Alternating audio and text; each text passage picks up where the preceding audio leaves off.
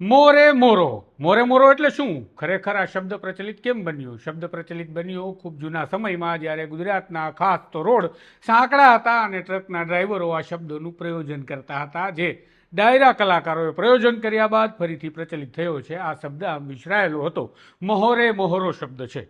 મોરે મોરો એટલે કે મહોરે મહોરો, આગળનો જે ફેસનો ભાગ છે તેને મોરો કહેવાય. અને મોરે મોરો દેતા પહેલા ટ્રક ડ્રાઈવરો, એટલે કે સાંકડા રસ્તા પર જ્યારે સામસામી વાહન કે કોઈ કાર આવી જાય અને અથડાઈ જાય તો બંને ટ્રક ડ્રાઈવરો કહેતા કે મોરે મોરો દીધી. મોરે મોરો દીધી એટલે કે સામને સામને અથડાયા. પરંતુ હવે મોરે મોરો અલગ રીતે દેવા લાગ્યા છીએ. આ અકસ્માત નથી હોતા, મોરે મોરો દેવાની પેટર્ન હોય છે અને પેટર્નનું નામ છે લુખાગીરી, દાદાગીરી, અથવા તો ક્યારેક ક્યારેક રમૂજમાં પણ મોરે મોરો શબ્દનું પ્રયોજન થતું હોય છે.